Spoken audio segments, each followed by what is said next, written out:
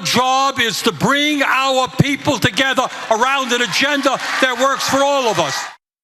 Let's head to the United States now. Joining me live is Democratic strategist and Princeton Strategies, Adam Erickson. Adam, welcome to the program. Bernie Sanders there. It's been a while since we've heard much from any of the Democrats. Well, Tim, thanks for having me this morning. And as you can see, we've got a number of different senators taken to the streets, trying to rally up the Democrats in the midst of what we're seeing as some unpopular policies from our administration. How important is it for your party to get vocal? Because it has been relatively quiet since the election of late last year.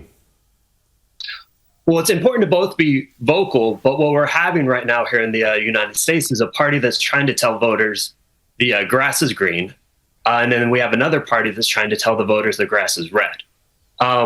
We need to alert people to what the realities are. We need to undo some of the messaging that's taking place, and we just need a louder megaphone. Donald Trump is meeting Vladimir Putin in Alaska next weekend. This was the war that when he came to power, he said he would stop in 24 hours. It's obviously a lot more complex than that. Yeah, well, we've got an administration that's looking more for actions and news cycles than actual outcomes. The problems we're having right now, both what we're seeing in the Middle East with Israel, what we're seeing in Ukraine, is an administration that wants to create ceasefire at any cost, wants to end these conflicts, but without a real clear goal of what we want to see as an outcome.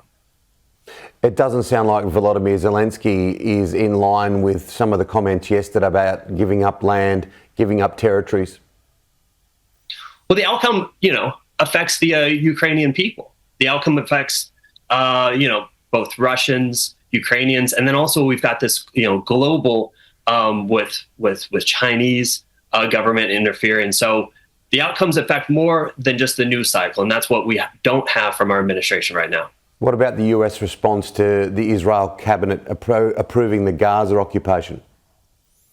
Well, I still haven't seen a statement from the US. I don't believe this is the outcome that they would like to see, but I do not believe.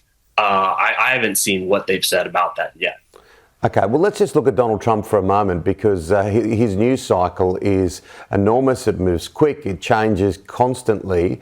And obviously, all the moments where there's peace deals signed and media opportunities are keeping the whole Epstein file story below the surface. But it's still a very significant issue, particularly amongst the MAGA group.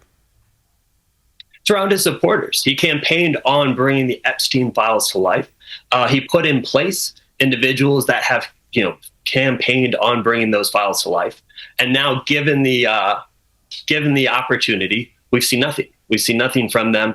And the news cycles have become more bizarre, more riddled with half truths and such, as we're trying to cover that up. I don't believe his base is letting that go.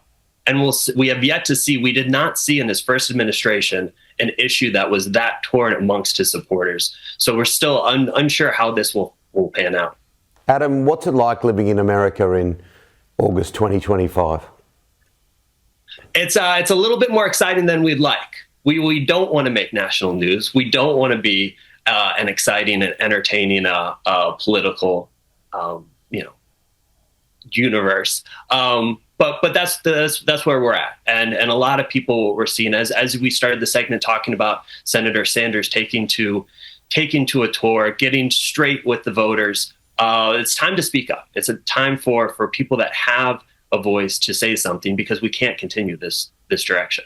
And the Democrats are going to need a new national leader and someone strong to take the Republicans on. Is there many in line for that? There's many in line, but I don't think there's a front runner yet. I think it's still very early to start putting labels on anyone leading into our next presidential.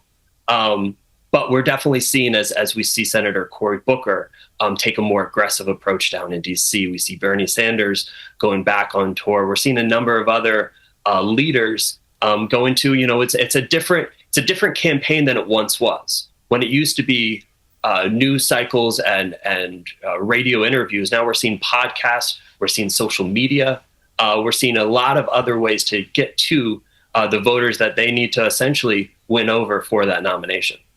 Adam, thanks for joining us on the program. Appreciate it. Thanks for having me, Tim. Sky News has taken a deep look into the airdrops of aid into Gaza over